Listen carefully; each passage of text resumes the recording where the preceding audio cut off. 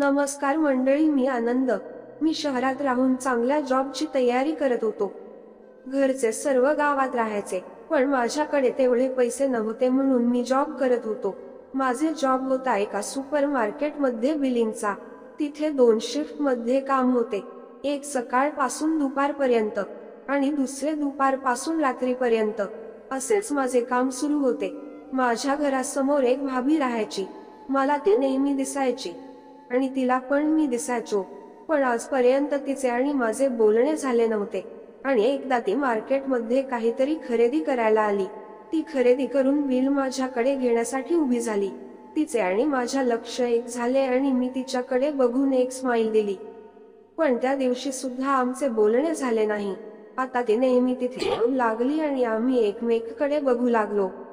माझी तिच्या सोबत बोलायची इच्छा व्हायची, पण मी जॉबवर असल्यामुळे मी बोलत नव्हतो. ती एकदा किराणा सामान घेण्यासाठी आली होती. त्या दिवशी थोडे जास्तच सामान तिने खरेदी केले होते. ती खरेदी करून बाहेर ऑटोची वाट बघत होती आणि माझे ड्युटी संपून मी घरी जात होतो. मी तिच्याकडे गेलो आणि म्हणालो, चला मी तुम्हाला सोडतो.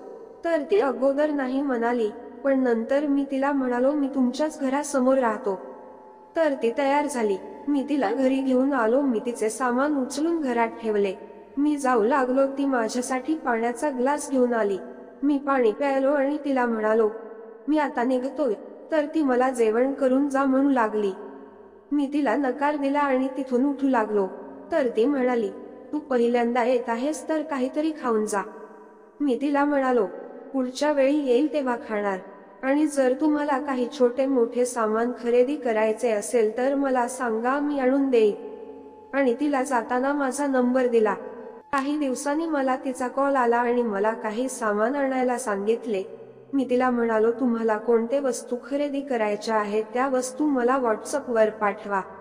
नंतर तिने सांगितलेले सामान मी आणून दिले आणि तिच्या घरी गेलो तर ती घरी नव्हती. घरी एक आजोबा होते. मी त्यांना सामान दिले आणि आपल्या घरी आलो. रात्री बघतो तर मला धन्यवाद म्हणून तिचा मेसेज आला होता आणि हळूहळू आमच्या संदेशांचा क्रम सुरू झाला. कधी ती मेसेज करायची तर कधी मी तिला मेसेज पाठवायचो. कधी मजेदार संदेश तर कधी चांगले संदेश. एक दोनदा माझ्या फोनवर पण बोलणे झाले. हळूहळू आम्ही चांगले मित्र झालो. ती आता मोकळेपणाने बोलू लागली. भाभी मला तिच्या सगळ्या समस्या सांगायची.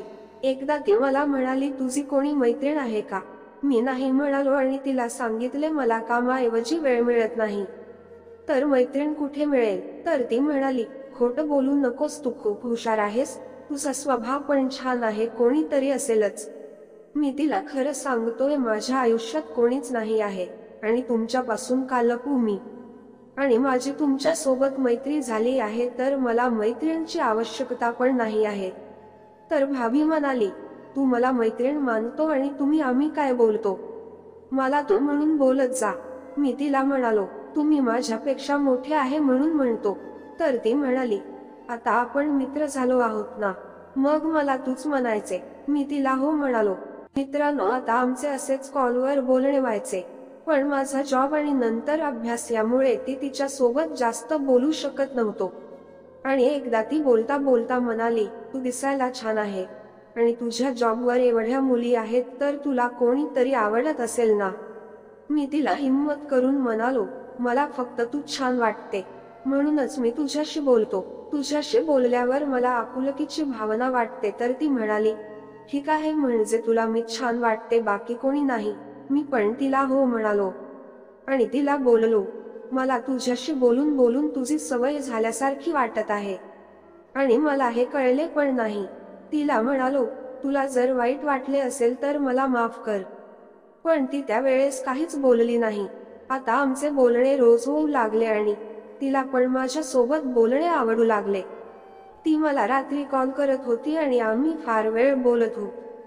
असेच होऊन फार दिवस निघून गेले होते आणि आम्ही दोघे खूप जवळ येऊ लागलो होतो. आता आमच्या मधला संवाद थोडा वेगळा होऊ लागला आणि आमचे वागणे सुद्धा वेगळे होऊ लागले.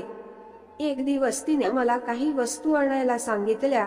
मी त्या वस्तू आणल्या आणि आपल्या घरी ठेवल्या, कारण तेव्हा मी रात्री जॉबवरून घरी आलो होतो. दुसऱ्या दिवशी मला सुट्टी होती. सुट्टीच्या दिवशी मी उशिरा उठतो मी त्या दिवशी उठलो आणि फ्रेश झालो आणि नाश्ता करण्यासाठी बाहेर जाणार होते तर भाभी आली. ती आली आणि आपले सामान मागू लागली. मी तिला म्हणालो, का बरं एवढी घाई करत आहे, कुठे जायचे आहे का? तर म्हणाली, कुठेच जायचे नाही आहे. मी तिला बसवले आणि मस्करी करत म्हणालो, आज तर तू फार छान दिसत आहे. तर ती लाजरासारखी झाली. आता मी तिच्याकडे एकसारखा बघू लागलो आणि तिला पण माझ्या मनामधल्या भावना समजत होत्या. हळूहळू मी असे करताच तिच्या अंगात आग पसरू लागली. मला तर काय करावे काय नाही असे झाले होते, कारण माझ्या डोळ्यासमोरचे दृश्य अतिशय वेगळे होते आणि तिची ती अवस्था पाहून मी भारावून जात होतो. मला तर फार आनंद येत होता आणि तिचा प्रतिसाद मला मिळाल्याने माझा आनंद दुप्पट होऊ लागला. आम्ही त्या वेळेचा आनंद पूर्णपणे लुटत होतो आणि तिचा तो आवाज हवेत दळवळत होता. आमचा हा पहिला अनुभव आम्हाला नेहमीच लक्षात असेल असा झाला होता. तसेच खूप वेळ होऊन सुद्धा आम्ही एकच होतो. पण ती माझ्याकडे बघून म्हणाली, आता मला जावे लागले कारण वेळ फार झाला आहे. मी सांगून पण आली नाही. काही वेळाने ती निघून गेली आणि मी पण नाश्ता करण्यासाठी गेलो. आता आम्ही वेळ मिळाला की अशा प्रकारे वागत असतो. तसेच आमचे बोलणे रोज सुरू असते आणि तिने सांगितलेले काम मी करत असतो. अशाच अप्रतिम गोष्टींसाठी चॅनलला सबस्क्राईब करा. धन्यवाद.